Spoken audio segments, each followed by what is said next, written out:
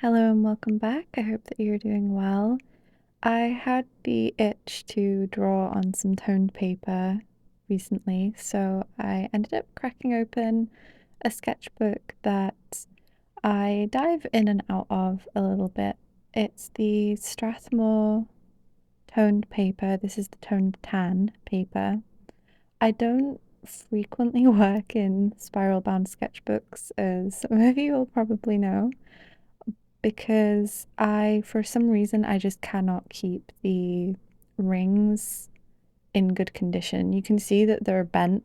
This sketchbook stays like on my shelf, but for some reason, I do not get along well with spiral bound sketchbooks for whatever.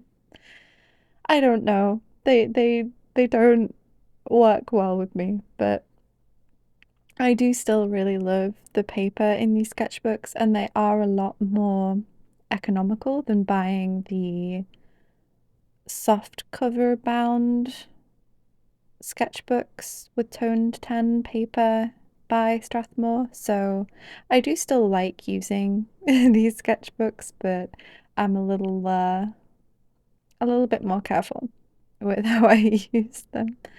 I am drawing a lion today, if you guessed from the footage so far. I I was gonna say I'm in a lion and big cat drawing phase again, but to be completely honest, I'm never really out of this phase. So it's not really a phase. It's something that I keep going back to drawing. I love drawing animals as a whole, but I think it's because I really started diving in on big cats first when I was learning the anatomy and also just the basic structure and everything of them, that they're a little bit more of like a comfort area, I guess, for me now. There's still a lot that I need to learn about lion anatomy and improving at lions and big cats as a whole, but they are definitely more of a familiar subject for me now, so they're very comforting to go and sketch when I know that I want to sketch and know I want to sketch an animal, but don't necessarily know what. I knew going into this that I wanted to work with alcohol markers this time on the tone paper, and that's partially why I went for the Strathmore paper. I picked out a few different ink pens to try and figure out what I wanted to use. This was a very going with whatever I felt like using kind of sketchbook session. So I ended up picking up the Kuretake Emoji brush pen, which is the yellow barreled one you can see me using, and I didn't put that down for the rest of the session. I just used that for all of the black ink lines. And for the white ink, I only really felt like using the Jelly Roll gel pen, the 08 tip size. And I did have a Posca pen ready that was a little thicker, but I didn't end up picking that up for this. So it was just the two ink pens, one white, one black. And I knew going into this I wanted to have some black line art, some white lines, and then also go in with the alcohol markers for the midtones. The alcohol markers, I already knew what I was going to use going into this, because generally when I work on tan tone paper, I like using warm grey, and then when I work on grey paper, I like using cool greys. So I already knew I was going to be using my Shinhan Touch Twin markers because I have four warm greys in those, and I have the 0.5, the 2, the 4, and the 6. And those get me through pretty much any sketching that I want to do with them. I do find that the difference between the 2 and the 4 is nowhere near as much of a jump than it is between the 4 and the 6. The 6 jumps very, very dark from the 4 in comparison to the difference between the 2 and the 2 and the 4. I wonder now, looking back, if it would have been better to get the 0.5, 2, 5, and 7 maybe, and just have a little bit more of a jump up from the 2. because it does feel like the 4 is only a barely, barely darker tone than the 2. But like I said, I get by just fine with the 4 of them. I've not felt like I need to go out and get any more. So I knew what I wanted to do generally going into this, and then I just went with the flow of it all for the rest. One reason why I picked up the Strathmore spiral bound sketchbook this time around is because I usually like using this paper when it comes to alcohol markers. I don't feel as precious with bleed through when I'm using this paper. Spiral bound sketchbooks to me are a little bit more like using a gummed block of paper or a gummed pad of paper. I treat it almost more like loose leaf paper. I have a lot less pressure attached to them.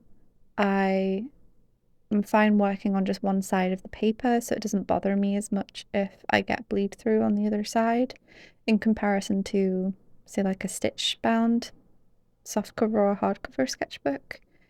And that's why generally when I know I want toned paper and I know that I want to use alcohol markers, I pretty much always just pick this sketchbook up. I have really, really been enjoying the Stillman and Byrne Nova sketchbook I have, the grey toned one, but I've been using that a lot more with ink and colour pencil. Also, graphite and then black and white ink. Pretty much any dry media or wet media that doesn't bleed through. I have used alcohol markers in my stitch bound sketchbooks plenty of times, and it doesn't bother me to the point where I won't use them. It's not like bleed through is something that I try to avoid tremendously or anything like that. I just end up using the back side of that sheet for things like note taking or rough sketching, thumbnailing, or even sticking in loose leaf sketches over the top. There's plenty of things you can do with the backside of a sheet of paper that has bleed through on it. So it is definitely not the end of the world for me. I don't mind it at all. But for some reason, I do tend to like gravitating towards this paper, especially when I'm using alcohol markers. And that's what I ended up feeling like using for this session as well.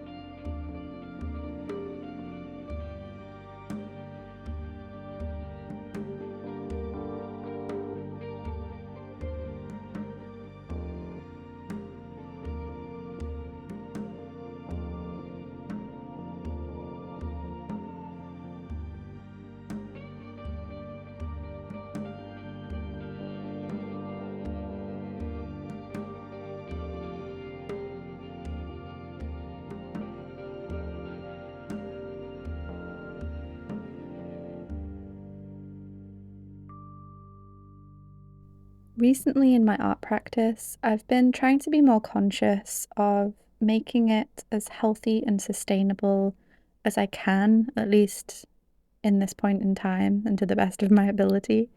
It is, of course, a constant balancing, rebalancing act and requires you to figure out what works for you, what doesn't work for you, learn about yourself, and all of that. But one thing that I've been implementing into my creative routine, I guess, and this is both for my creativity and also for my studying and skill building, is the 50-50 concept. I first learned of the 50-50 idea through the artist and YouTuber Steven Zapata, and I'm not sure if he is the one that came up with it, but he's the first person that I heard about this from. And it's the idea that no matter how much time you have in the day that you can use for art, you use the first half of it for your creative time and for your interests, and then the second half is used for your studying and skill building. And ideally, the studying section is informed by the creative section. And what I mean by that in practice is I'll use the example of this lion drawing actually.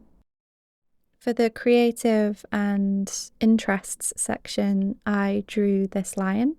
And then for the studying and skill building section, I cracked open one of my animal anatomy textbooks, nearly said sketchbook, textbooks, and flipped to the lion section. And I studied the areas of lion anatomy that I noticed that I want to brush up on or need to improve at or maybe even struggled with in the creative section. And that means that I'm able to pursue my creative impulse first thing, and then I'm still able to do some skill building, and I give importance to both in my art time. And like I said, it doesn't matter how much time in the day you have to give to your art practice. It could be half an hour, it could be 6 hours if you're able, and you're able to give just as much importance to your creativity, your interests, your passions as you do the skill building. And of course, the creative and interest side is still art practice. You're still getting your hours in. You're still working towards your 10,000 drawings. It's not like you're only doing that when you're doing your study sessions. This approach isn't really made for the hobbyists among you.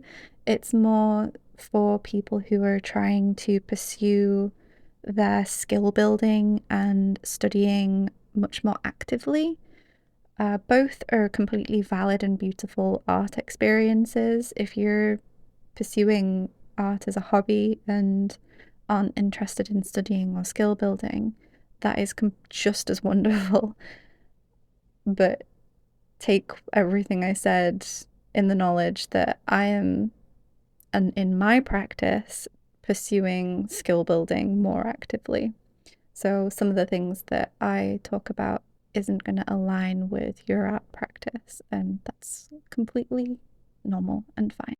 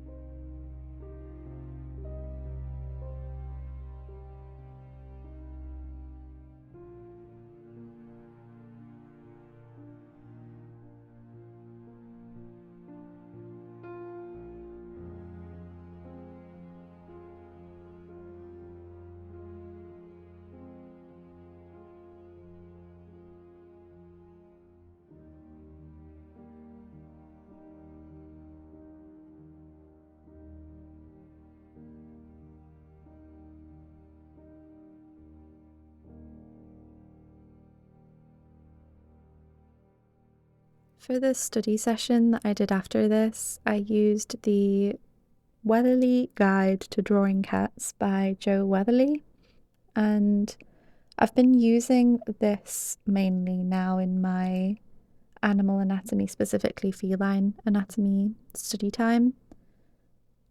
It's been a very helpful step up for me in my cat anatomy across the board. And the book has everything from your major big cats all the way through to gradually smaller and smaller wild cats. So you have your lions, your tigers, leopards, cheetah, snow leopards, mountain lions, and then your lesser known wildcat species, your ocelots, let me open up the textbook actually. I have it next to me because I might be doing might be working on another thing after I do this voiceover, and then I can do some more studying. We have in the wildcat section bobcats, lynxes, fishing cats, sand cats, jungle cats, palace cats, and we have a whole section on domestic cats and various different types of domestic cats as well. So this goes detailed and I have found it very, very helpful in my practice. If you are the kind of artist that loves lots and lots of images to study from, this is a really, really good resource for cat anatomy, because on the cover it says over 900 images, so he's drawn over 900 different images of cats, all the way through your big cats, your wild cats, to your domestic cats. And like I said, this has been a step up for me from the material that I was learning from previously, which was the Big Cats Anatomy course by Aaron Blaze over at Creature Art Teacher. And I did that, I can't even remember when I did that course now. When I do some of my old sketchbook tours, you'll be able to find out when I started that course because it will show up in those old sketchbook tours. But since then, I've been focused on just building my skill base through practice in my creative time and interest time, and then studying using this textbook. And it's definitely made me want to pick up his other textbook, because before he did this one, he did the Weatherly Guide to Drawing Animals, I believe it's called, which is just a generic one that covers a bunch of different animals. And if it's anything like this one, I think I would definitely enjoy it. So I might have to pick that one up soon. I had to import this from the US, so I imagine I might have to import the animal anatomy one as well. I'm getting distracted because I'm looking at all the different pictures of cats. I should probably put it down. Let me put it down. I'll get to you later. It's YouTube time now.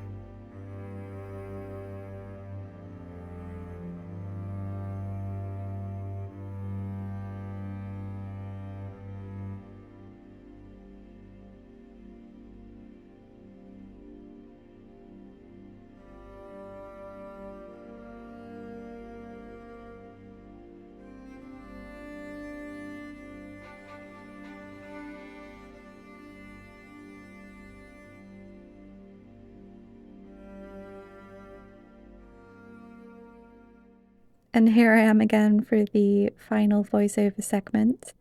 This is the finished sketchbook page. I hope that you enjoyed the video. If you're still watching, thank you ever so much.